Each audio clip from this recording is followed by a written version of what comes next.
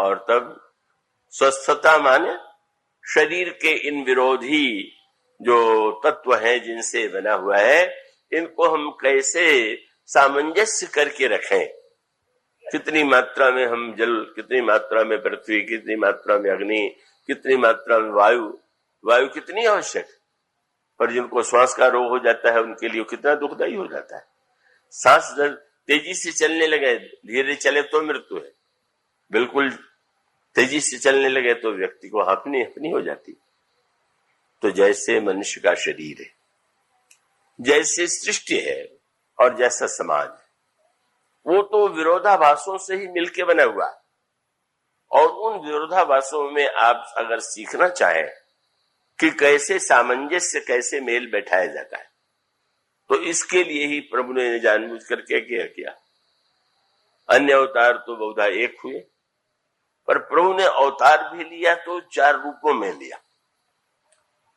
ये कहा कि मैं अंसन सहित मनुज अवतारा, लियो दिनकर वंश उदारा। मैं अंशों के साथ उतार लूंगा। तो एक रूप में नहीं आए, 4 रूपों में है।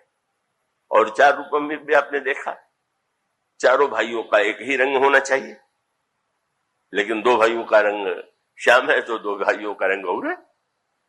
कैसा विचित्र है। श्री सीता जी और श्री राम का अगर विवाहित है तो प्रभु का रंग श्याम है और सीता जी स्वर्ण वर्ण की है। मानो प्रभु ने 4 रूपों में इसीलिए अवतार लिया और उस विभिन्नता को उन्होंने प्रदर्शित किया। कितना स्वभाव में भिन्नता है।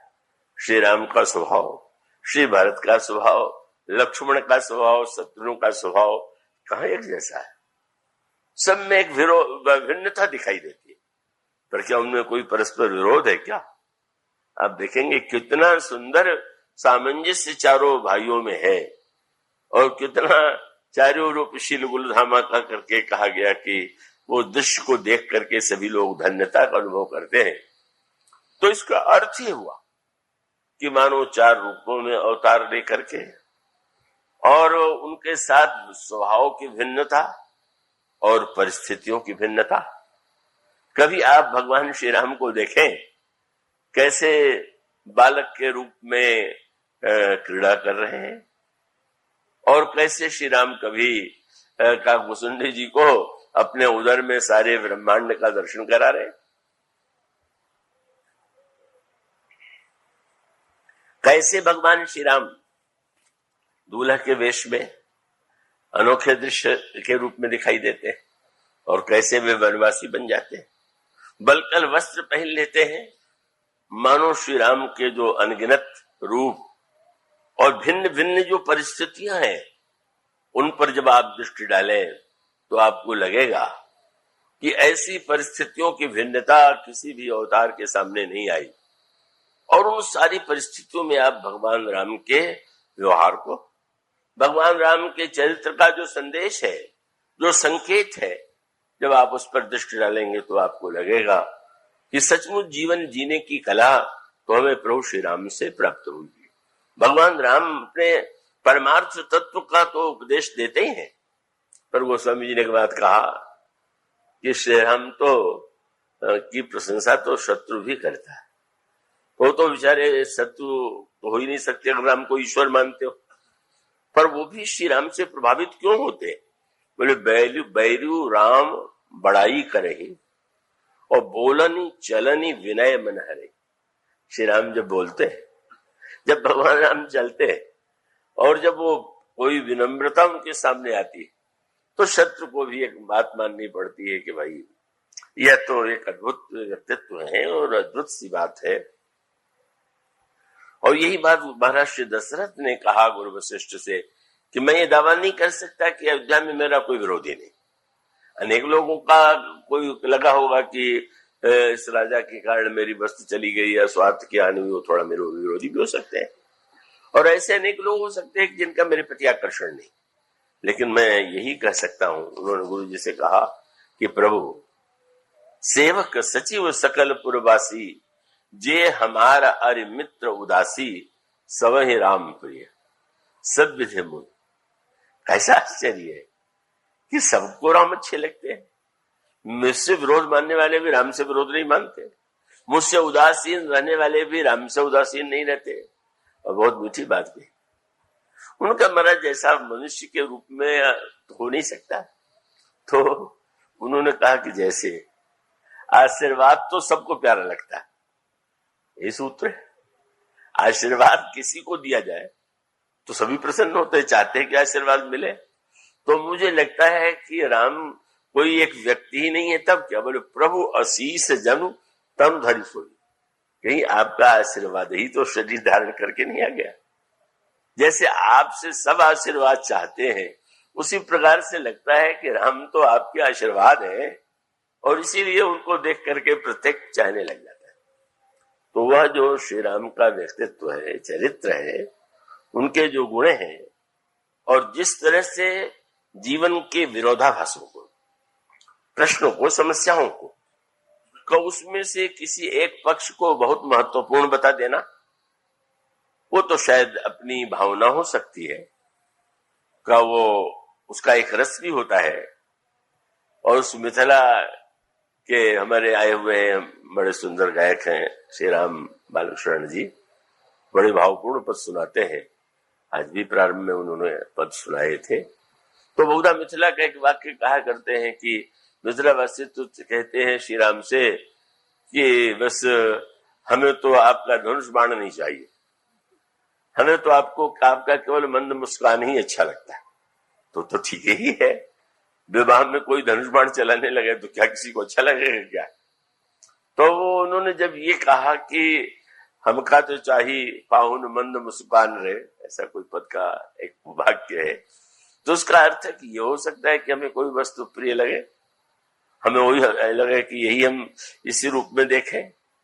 पर श्री राम का तो व्यक्तित्व ही ऐसा है, और उस व्यक्तित्व की पूर्णता का और चारों भाइयों के रूप में जो वर्णन किया गया और प्रारंभ से जिसकी ओर संकेत किया गया, वह यह बताने के लिए है कि हमें जीवन को प्रतिक्षण वह अवसर मिलेगा। अब जैसे आप बाल्यावस्था का दृश्य देखें, तो अभी जैसा मैंने कहा कि एक और श्री राम बालपने की चंचलता, कि जब वो स्वामी जी कहते हैं भोजन कर तो बुलावत तो राजा, नहीं आवत तो बाल समाजा।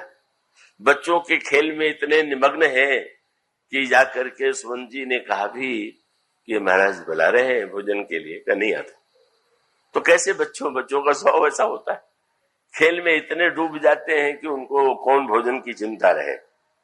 तो एक और तो श्री राम जो है बालक के रूप में भी, जब गोस्वामी जी कहते हैं कि अनोखे बालक राम है, और वो कवितावली रामायण में चित्र खींचते हैं, कबहू शशि मांगत आरी करे, कभी चंद्रमा के लिए हट करने लग जाते हैं, कबहू प्रतिबिंब निहारी डरे, और कभी चंद्रमा का प्रतिबिंब अगर दिखा दिया गया तो डरने लगे, और कबहू करताल बजाई के नाचत मां तो सुबह मन मोद भरे, नाचने लगते हैं। कभी आंखों में क्रोध भी दिखाई देता है। कबहू ऋषियाई कहे हटिके पुल ले तो सोई यही लाग अरे, मुझे तो यही चाहिए, यही खिलौना चाहिए। वो मां को बुला के देना पड़ता है। वो स्वामी जी से पूछा गया ये राम कहाँ रहते हैं, बड़े अनोखे हैं। बोले अवधेश के बालक चारि सदा तुलसी मन मंदिर में बिहर। ये चारों सुंदर वाले बालक जो हैं हमारे मन मंदिर में विहार करते। तो वो श्री राम का वह बाल सुलभ व्यवहार, उनकी लीला, उनका कौतुक, और इसीलिए तो उस आनंद में डूबे हुए महाराज श्री दशरथ को दिन रात की याद ही नहीं। और वह जब अवसर आ जाता है कि महर्षि विश्वामित्र आते हैं, आश्चर्यजनक समाचार था कि महर्षि विश्वामित्र वैसे सूर्यवंशियों से उनका नाता कुछ उतना अच्छा नहीं था, और विश्वामित्र का चरित्र जो पढ़ के हम आनंदित होते हैं, और रामायण वाले विश्वामित्र हैं। अन्य पुराणों में तो विश्वामित्र के चरित्र के साथ जितनी गाथाएं जुड़ी हुई है वो तो इतनी कठोर से, इतनी विचित्रताओं से भरी हुई। यानी विश्वामित्र के चरित्र की घटनाओं का वर्णन न पढ़े, कितने बड़े तपस्वी, किस तरह से मेनका के सौंदर्य को देख करके मोहित हो जाते, किस तरह से क्रोध में आकर के वशिष्ठ के पुत्रों को भस्म कर देते, श्राप दे देते, किस तरह से हरिश्चंद्र से याचना के बाद कितना अधिक उनको कष्ट सहने के लिए बाध्य करते, स्वभाव से ऐसे। इसलिए वो आए हैं अयोध्या में तो कुछ चिंतित भी हुए और थोड़ा आश्चर्य भी हुआ कि आज इतने बड़े महात्मा आ कैसे गए। और इसलिए किसी ने पूछा, जब श्री राम का विवाह होकर के लौट आए तो किसी ने आपस में चर्चा किया कि इन दोनों भाइयों ने तो बड़े बड़े काम किए, अच्छा ये बताओ तुम्हारी दृष्टि में इन सारे कार्यों में सबसे बड़ा कार्य क्या है राम? अयोध्या ताड़का का वध, कि सुबाहु का वध, कि अहिल्या का उद्धार, कि धनुष तोड़ना, या परशुराम जी के द्वारा उनकी स्तुति? तो गोस्वामी जी ने कहा कि उन लोगों ने कहा कि नहीं भाई ये सारे काम तो अच्छे है, पर राम के चरित्र की सबसे बड़ी सफलता यह है कि कौशिक को ही बस किए दो भाई। इतने बड़े क्रोधी महात्मा को इन्होंने अपने बस में कर लिया, ये जितना बड़ा चमत्कार है और कोई चमत्कार नहीं। तो वो शब्द कितना सुंदर है, वो सिद्ध करता है कि रामायण में तो लगते नहीं कि वो कोई भी है, लेकिन वो प्रसिद्ध क्रोधी थे और प्रसिद्ध क्रोधी ऐसे रीझे हुए श्री राम से इतने प्रसन्न है कि कहना पड़ा कि कौशिक से को ही बस किए दो भाई हैं, जैसे जो राजकुमार। तो ये जो श्री राम का व्यक्तित्व है वो तो बड़ा अद्भुत है। अब विश्वामित्र के आगमन का समाचार सुन करके प्रसन्नता भी, बड़े महात्मा आए, डर भी, पता नहीं महाराज क्या सोच के आए हैं, कैसे आ गए। विश्वामित्र पधारते, राजा स्वागत करते हैं, पूजन करते हैं, नाना प्रकार के व्यंजन परोसते हैं और व्यंजन बड़े आनंद से लेते हैं। पर वो चारों ओर विश्वामित्र ढूंढ रहे थे कि वो जिसको लेने हम आए हैं वो कहाँ है, पर वो अभी तक सामने नहीं आए थे। जब बड़े डरे हुए भी थे मन में, बोले महाराज पहले भोजन जन करके शांत हो जाए तब बच्चों को लावे, पता नहीं क्रोध में आकर के बच्चों को आशीर्वाद देंगे भी कि नहीं देंगे। तो इसलिए जब तक पूजन व भोजन नहीं कर लिया, विविध भांति भोजन करवावा, मुनिवर हृदय हरस अति भावा, बड़े प्रसन्न हुए। और तब तुरंत दशरथ जी ने कहा अब चारों पुत्रों को ले आओ।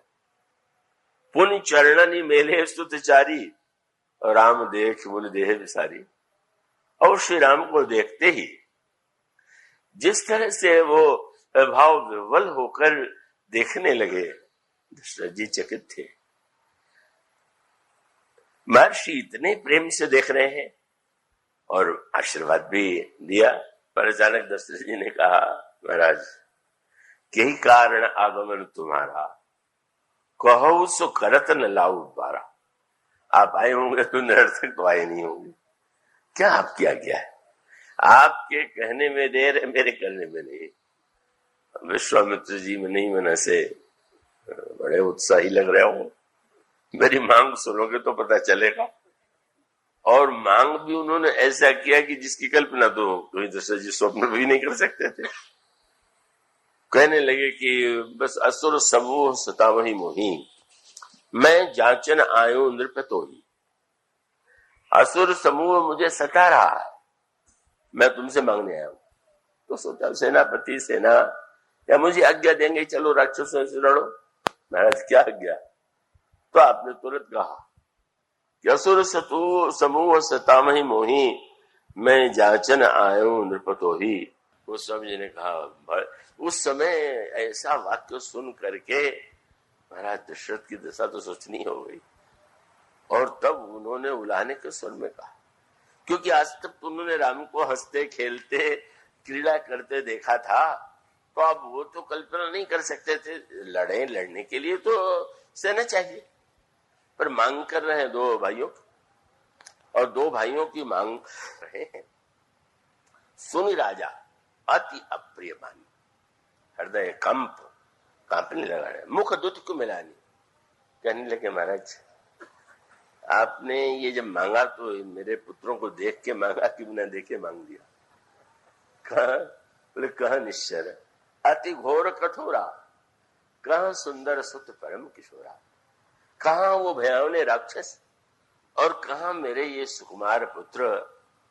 और भला आपने ही मांग दिया और कह दिया कि महाराज आप सोचिए तो, चौथे पन पायो सुतचारी, विप्र वचन नहीं कहो विचारी। मांगो भूमि धेनु धन कोसा, सर्वस आज देव सहरोसा। देह प्राणते प्रिय कछु नाही, सो मुनि देव ने कमाई।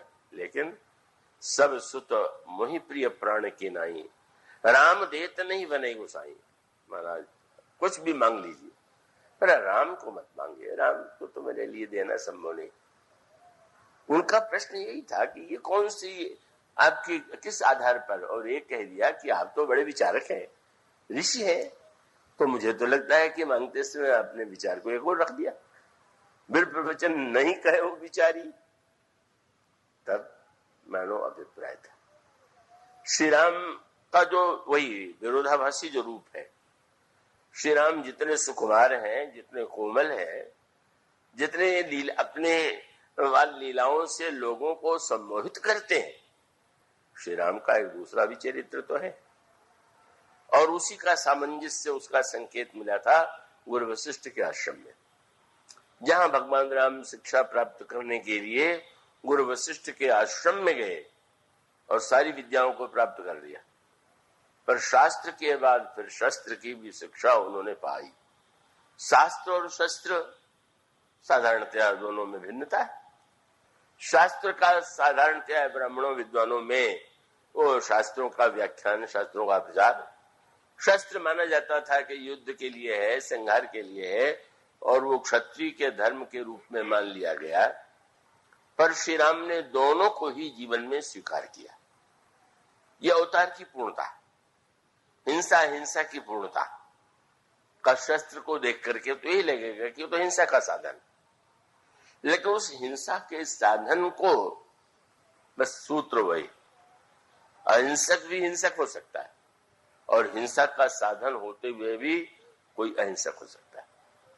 और रावण के प्रसंग में बात आती है, रावण युद्ध करता है और जब देखने लगा कि बार बार मुझे हारना पड़ रहा है, तो उसने निर्णय किया कि हम यज्ञ के द्वारा, योग के द्वारा नई शक्ति प्राप्त करें।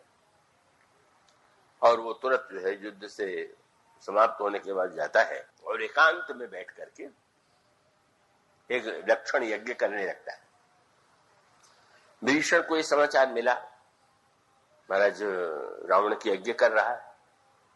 प्रभु कह सकते हैं कि बड़ी प्रसन्नता की बात है, यज्ञ का विरोधी स्वयं यज्ञ कर रहा है। तो उन्होंने कहा नहीं महाराज, पूछा प्रभु ने कौन सा यज्ञ कर रहा है और उस यज्ञ का फल क्या होगा।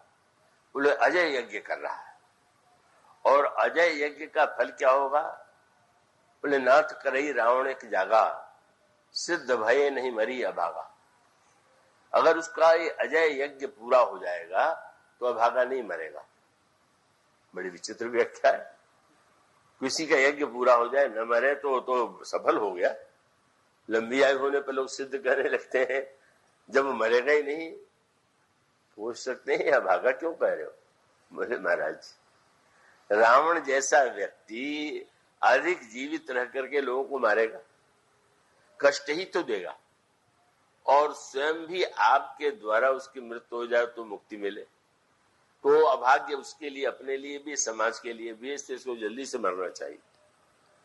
तो प्रभु ने कहा अच्छा भाई तू यज्ञ नष्ट कर दो। हनुमान जी अंगद आदि जाते हैं। अब जाते हैं तो वहां पर यज्ञ की कोई सामग्री तो है नहीं और विशिष्ट ऊंचे प्रकार का यज्ञ है। तो अब वो शांत भाव से नेत्र मुझे बैठा हुआ, कितना अहिंसक लग रहा, कितना शांत लग रहा है कोई। उसके पश्चात जाकर के बंदरों ने लात मार दिया, फिर भी नहीं उठा। खूब निंदा किया तो भी नहीं उठा।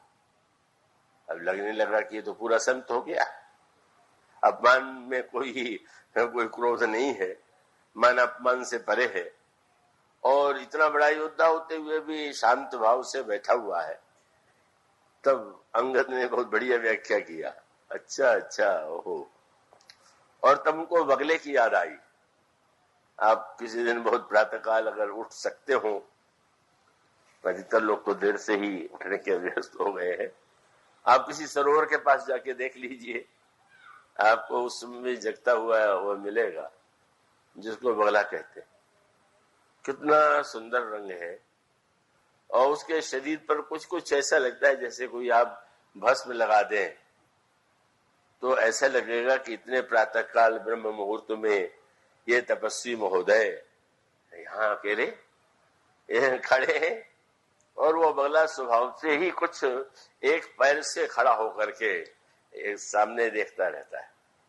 वो इतना एकाग्र है। लोग जैसे साधन करते हैं नदी या जल के किनारे इतना एकाग्र होकर के, वो तो कभी ने लिख दिया, बगला बैठा ध्यान में प्रातः जल के तीर, मानो तपसी तप करे मलकर भस्म शरीर। भगवान श्री राम ने देखा, व्यंग की भाषा में लक्ष्मण से कहा, पश्य लक्ष्मण पंपायाम, देखो इस पंपा सर में कितने बड़े धार्मिक निवास करते हैं। कौन, किस मुनि की बात आप कह रहे हैं? उनका बको परम धार्मिका। ये कितना बगला धार्मिक, कितने धीरे धीरे चला, बहुत धीरे धीरे। क्यों?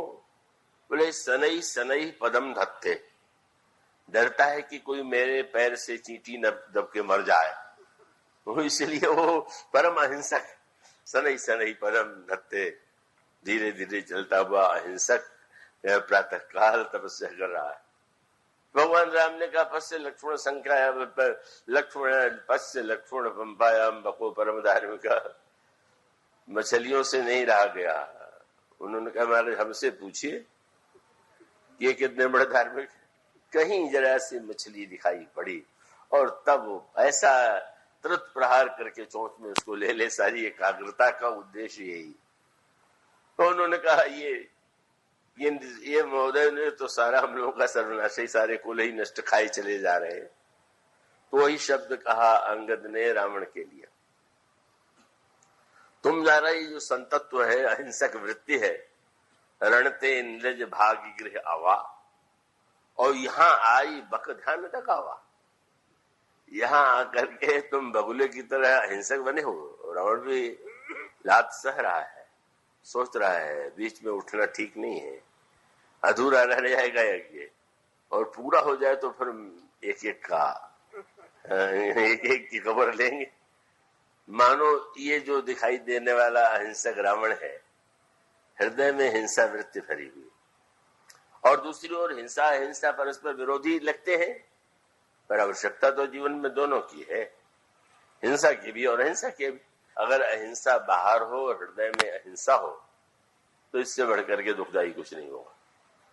और बाहर से हिंसा की वस्तु होते हुए भी अगर अंतःकरण में अहिंसा की वृत्ति है, उसका अभिप्राय कि उसके मूल में, जैसे एक सर्जन है, वह जब हाथ में चाकू लिए हुए किसी के सामने जाएगा तो लगेगा कि ये तो चाकू तो काटने की वस्तु है, पर उसका उद्देश्य भी रोग के लिए अगर आवश्यक हो तो किसी फोड़े को काटना, और आवश्यकता होने पर अंग को भी काट देता है।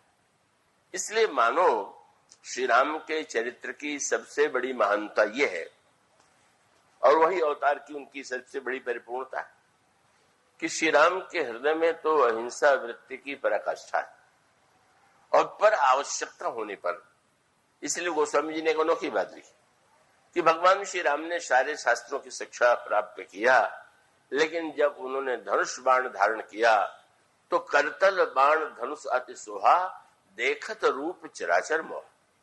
श्री राम के हाथ में धनुष बाण देख करके मानो उसमें एक आकर्षण था, और उसका अभिप्राय था वह एक रक्षा के लिए, लोक कल्याण के लिए स्वीकार किया गया शस्त्र और शास्त्र का सामंजस्य था। और शस्त्र और शास्त्र का यह सामंजस्य भगवान राम बाल लीला में आनंद दे रहे थे, लेकिन अब तो श्री राम की आवश्यकता है यज्ञ की रक्षा के लिए, और यज्ञ की रक्षा के लिए है तो विश्वामित्र निसंकोच ये कहते हैं कि तुम मुझे इन दोनों भाइयों को दो। और जब उन्होंने ये कहा कि आपने विचार पूर्वक नहीं कहा दशरथ जी ने, तो महाराज विश्वामित्र को लगा कि विचार शून्य तो तुम हो रहे हो, तुम इनको अगर पहचानते होते, इनकी आवश्यकता का ठीक ठीक अनुभव करते तो तुम ये नहीं कहते। इसलिए सावधान, मांगने से पहले विश्वामित्र जी ने कह दिया, कहने लगे कि देखो मैं मांग रहा हूं, और तुम जानते ही हो कि मैं तो मांगने के बाद लिए बिना छोड़ता नहीं। तो सारी कथा याद ही थी दशरथ जी को। तो देने का मैं मांगूंगा तो लूंगा। अब तुम्हारे सामने दो विकल्प हैं, प्रसन्नता से दो या बिना प्रसन्नता के दो। तो मैं तो तुम्हें यही सलाह दूंगा कि देने ही है तो देव भूप मन हर्षित तजहु मोह अज्ञान। तुम्हारे हृदय में जो मोह है, तुम्हारे हृदय में जो अज्ञान आ गया है, तुम जानते तो नहीं इनको। तो धर्म से जैसे प्रभु तुम का, तुम्हें बहुत धर्म और यश मिलेगा और इनका भी बड़ा कल्याण होगा। और तब जब विचलित होने लगे तब गुरु वशिष्ठ ने यह कहा कि राजन, हर तरह से नीति की दृष्टि से, प्रीति की दृष्टि से, स्वार्थ और परमार्थ की दृष्टि से तुम्हें देना ही चाहिए। तुम जानते हो इनमें, तुम मेरे इतिहास को जानते हो क्या कर सकते, इसलिए भी देना चाहिए। और इतना बड़ा महापुरुष आया हुआ है तो उसकी मांगो और फिर सोचो। तुम्हें यज्ञ से ही 4 पुत्र मिले हैं और आज यदि तुम्हें यज्ञ की रक्षा के लिए 2 पुत्रों को देना है तो तुम्हें आपत्ति नहीं होनी चाहिए। और तब प्रसन्न हो गए, समझ में बात आ गई और हृदय से लगा करके श्री राम लक्ष्मण को सौंपे भूप ऋषि सुत बहुविधि देई आशीष, आशीर्वाद दे करके।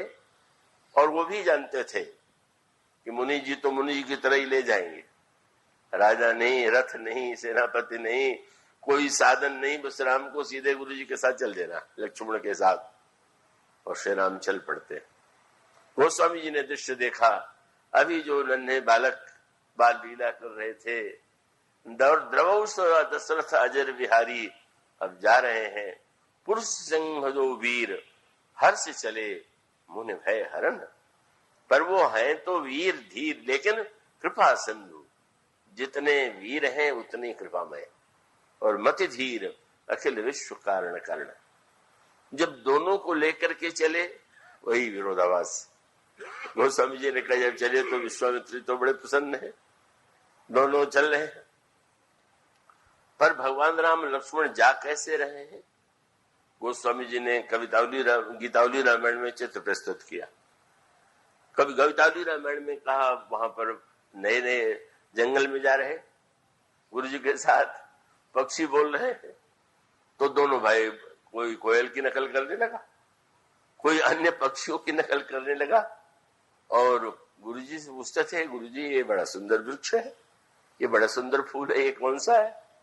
पर उस समय तो गुरु जी बेचैन हो गए जब सामने सरोवर दिखाई पड़ा और ये दोनों भाई नहाने के साथ साथ जल में भीतर जाने लगे। क्या करने के लिए गुरुजी? आपके लिए थोड़ा पूजन के लिए कमल तोड़ के लिए आए हैं। अब गुरुजी तो ये चेष्टा देख के घबरा गए, कहीं बने दोनों बच्चे डूब न जाए।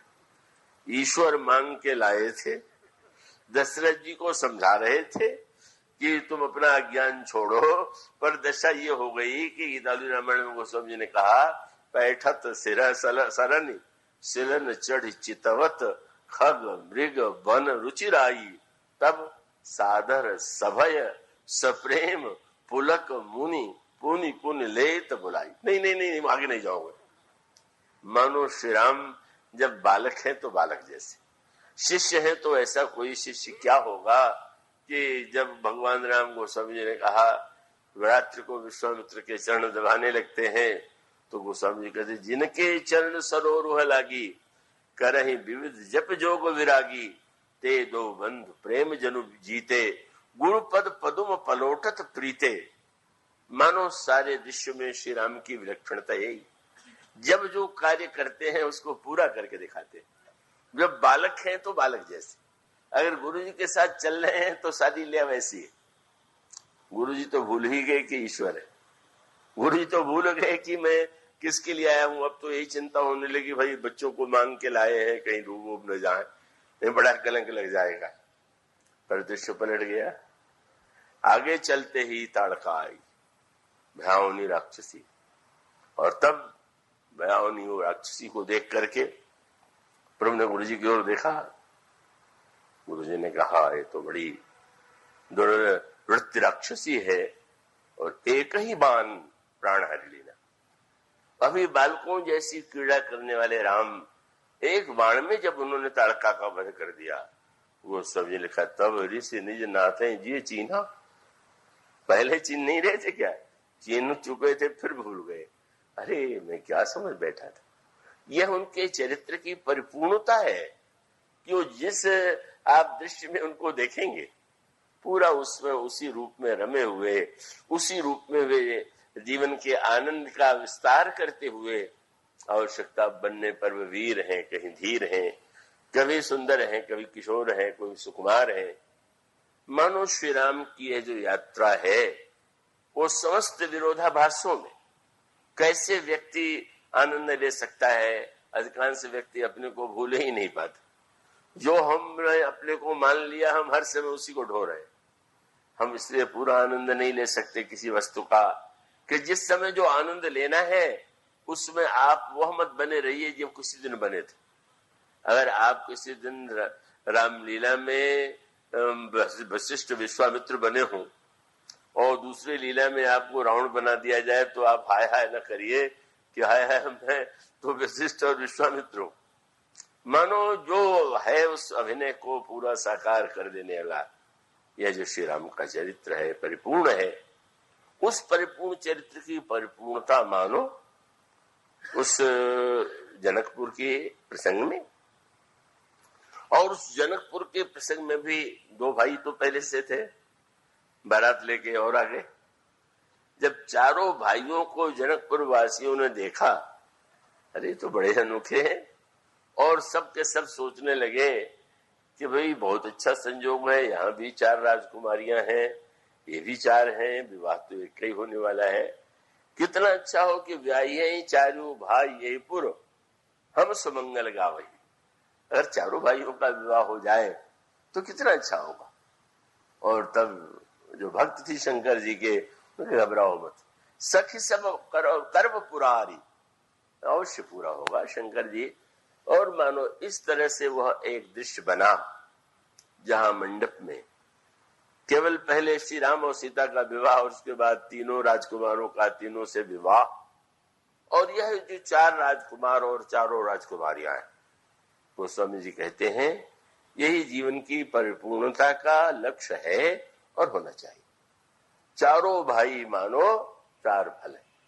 मनुष्य के जीवन में अर्थ की भी आवश्यकता है, काम की भी आवश्यकता है, धर्म और मोक्ष की भी आवश्यकता है।